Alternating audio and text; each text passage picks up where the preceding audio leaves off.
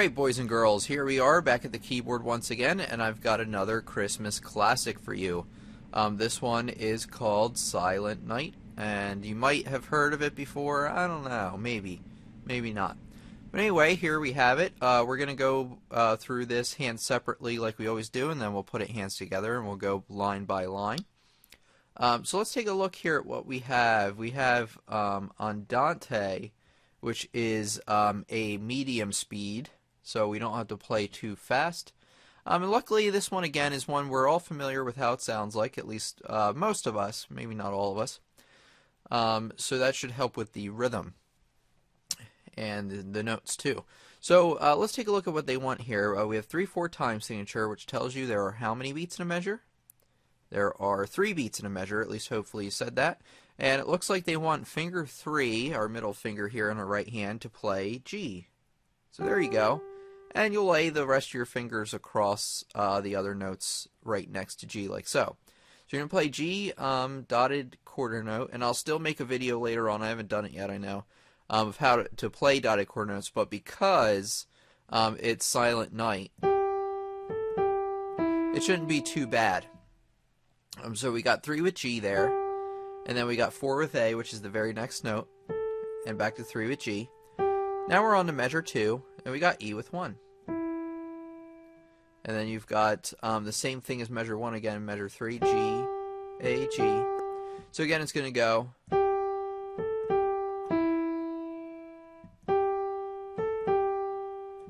And now we got left hand, so we've got pinky on C right here. This one. Remember, you find C by finding a group of 2, and you go before that. And that's how you find C. Hopefully you knew that by now. If not, watch some of my first videos.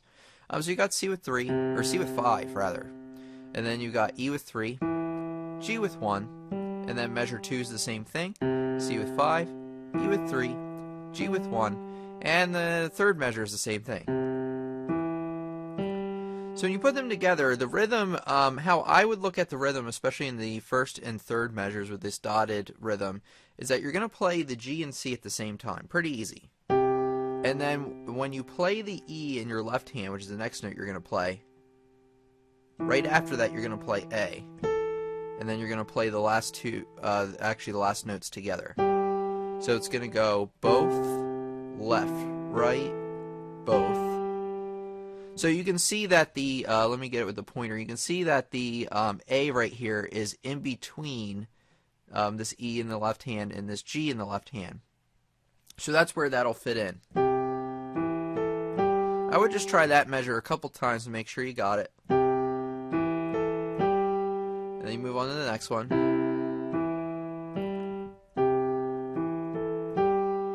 Now we're ready for line 2.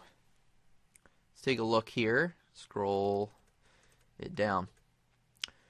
Okay, so not too hard yet. Next we're going to have this at the beginning of the second line here, measure 1. We're going to have E with our thumb. And then what you're going to do is you're going to have to like kind of extend your hand to be able to hit the next measure, which is B with 3 and D with 5. There's 2 notes, or 2 numbers there corresponding to the 2 notes. The top number, remember, goes to the top note, and the bottom number goes to the bottom note. And you play that again. It's just the same thing at the end of that measure, the second measure there, second line. And then you just got B with 3. So once you got it beginning to end, it should look like this.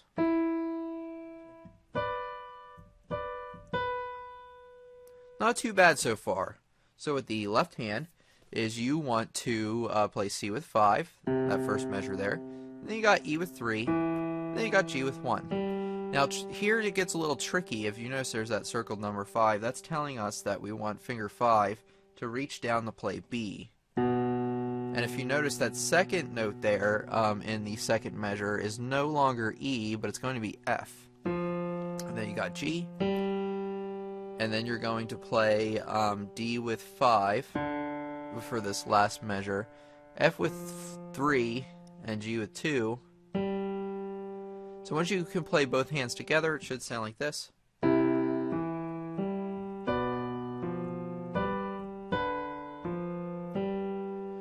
And then right on to the next line. We've got this line here. Here we've got two notes here. What is that bottom note? That bottom note's the first line of the treble clef, so that's E, and we should be playing that with finger 1. And then we need C, and logically, because the C is kind of a little bit far away from that E, but not too far, you're going to use your pinky. So you're going to hit those two notes with your thumb and your pinky. So thumb on E and pinky on C. And then for the next one, right here, you're going to hit the same thing again. And then next you got G with 2. That's that second measure there. And then you've got, let's take a look at what we got here. We've got the notes F and A, and they want us to play the first finger with F and the A with 3. So you play both those together, and then you play them again. So the right hand's going to go like this.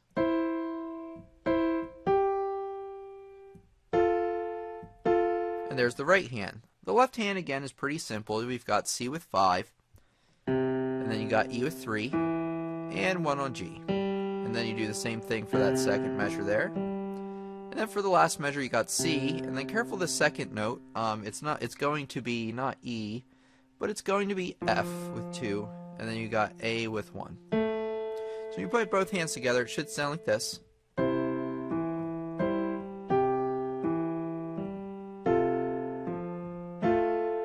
So there's line 3. Moving on to line 4. This one's actually a 2-pager, so we still got more lines after this. What they want here, actually let me scroll up real quick to see what we had before 1 and 3. Okay, so because with just the right hand, because we had 1 and 3 with F before, they want this A and C with 3 and 5. That makes the most sense to me. So you'll play those like so, and then you'll play B with 4, A with 3, and then for measure 2 here of that fourth line, you got G with 2, and then you got A with 3, and you got G with 2 again, and then you got E with 1. So after you can play it forward to backwards smoothly, it should sound like this. Oh wait, let me play that again.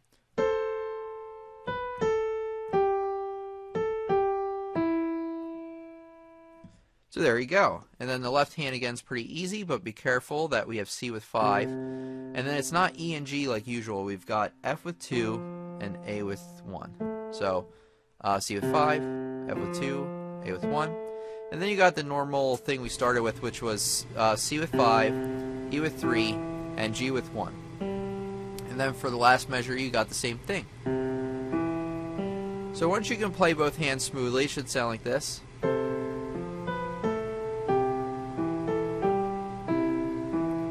Keep in mind again that the with this dotted rhythm here, this B comes in between these two left-hand notes, and actually the left-hand and right-hand note on the last left-hand note will play together. So it should sound like this.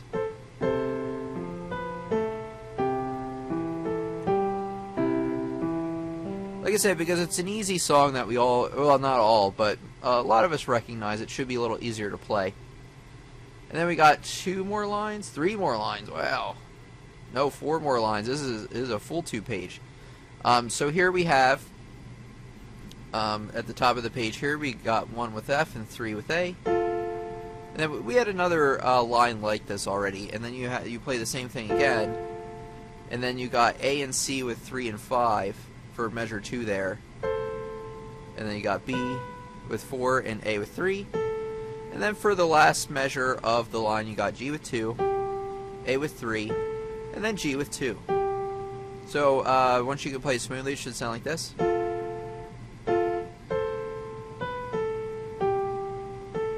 Of course, you can play it slower if you need to. Also, the left hand, pretty simple again. We got C, F, A, kind of like what we had before, with C with 5, F with 2, and A with 1. And for the second measure here, you're going to do the same thing. And then for the last measure, you're going to play C with 5, E with 3, and G with 1. So once you can play both hands together, it should sound like this.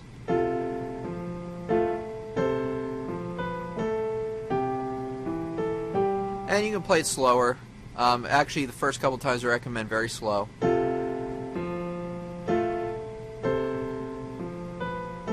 And if you need to write in the rest of the finger numbers, because I know there aren't many written here, because once again I'm using another example I found online for this Christmas stuff, you can write those in if you need to. But I recommend trying to go without, or trying to watch the video and try to do it without writing them all in. But if you need to write them in, I recommend that. I'd rather have you write them in and get it right than kind of have your fingers mangled in a mess. So here we have the new line here. We got E, and I think that we went that with finger 1. And then for measure 2 here, you got B with 3 and D with 5, and you're going to play those at the same time since they're stacked vertically like that. Anytime you see something stacked vertically, you're going to be hitting it at the same time, and vertical is up and down. You play that again at the end of that measure. Now the last measure of this line, you've got B with 1 and F with 5, and then you got D with 3 and B with 1. So once you can play this measure, this line smoothly, it should sound like this. Of course, you can play it slower if you need. Now to the left hand, you got C with 5, E with 3, G with 1. Same kind of things we had before, but careful of this second measure because you're going to be moving your pinky down to B. You got B with 5, F with 2, and G with 1. And then here, it's similar. If you notice, the only difference between this measure in the left hand is this bottom note. This bottom note moves from B, F, G, to D, F, G, which you can play with, I think 4, 2, 1 is what they would want. So here you go. Whoops. Kind of hard to point and play the keyboard at the same time, but I think you got it. And once you can play the line smoothly, it should sound like this.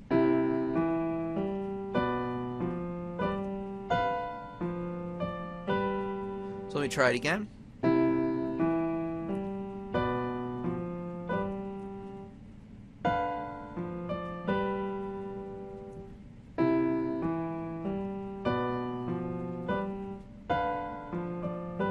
So you notice I played it a couple times until I really nailed it. That's what you want to do. You want to go line by line until you feel like you really have that line mastered. So next to last line, as long as I can get this to stay, we've got C. Now let me see what we had before so I can I have the fingering right. So I think 4 or 3 for the C. I would actually play it with 3. 3 with C. For the beginning of this line, and then you got G with 1 and E with 5 for that that chord there in the second measure. And then you got C with I would play C with 3, G with 1, and now when you play this G, you're going to have to pivot to be able to hit that E with 3. So once again, this last measure of the right hand, you play C with 3, G with 1, and as soon as you hit that G with 1, you want to pivot to hit E with 3. And now the left hand, same kind of thing we had before. C with 5, E with 3, G with 1. You get it by now, I think. And then you're going to hold C dotted half note there for the whole measure. And then you got nothing with the left hand. So once you can play both hands together, you got this.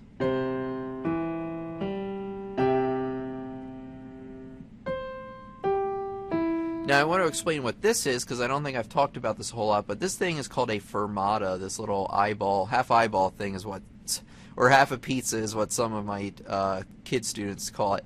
And basically what that is that means that you can hold that note, those notes for as long as you want, so long as it's longer than its value. So say we have dotted half note, and you know a dotted half note, hopefully, you know that it gets 3 beats. That means you can just hold it longer than 3 beats. And then you can resume. So that's all that is. That's kind of like a pause in the song. Actually, another word for fermata is pause. I've seen some books refer to that. And then you've got G with 5 with the right hand. Let me try to point where we are. So G with 5, F with 4, D with 2. So that should sound like. And then you got C with 1. And you're going to hold that C for 6 beats because you have 3 beats here, 3 beats here, and this little line underneath is called a tie. Once again, we'll add those into our music as we go along. So that's a tie there. So you don't play that C twice. You only play it once and hold it over. The left hand, we got E with 3, F with 2, and G with 1. And then down here you're going to play C with 5 and E with 3 at the same time. So once you can play it, this line effectively, it should sound like this.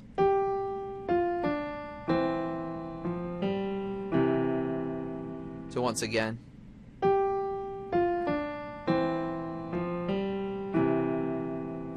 And there you have it. There is Joy to the World. Now let's get the whole thing up. Let me see if I can resize this for you. And then I'm going to play you the whole thing. Oh wow, because it's 2 pages, that's going to be interesting. So here, I'm going to do it page by page, because that seems more doable. So we're going to do the first page first, and then we're going to move right on to the second page. So here we go. Here's what the whole page will sound like.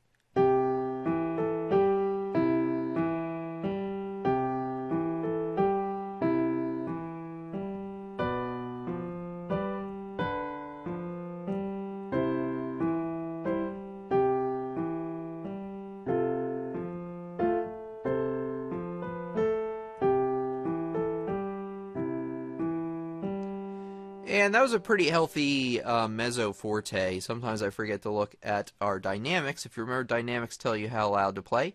And we got MP, which means medium soft, which makes sense for Silent Night. So once again.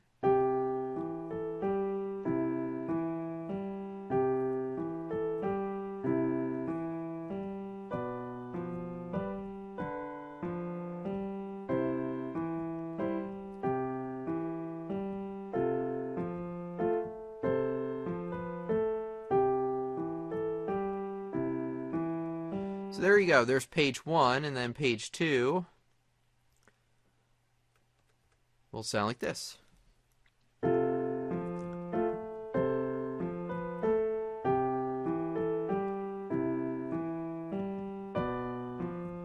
Gonna get louder here, and then softer, because we got the decrescendo there. And then back to medium soft.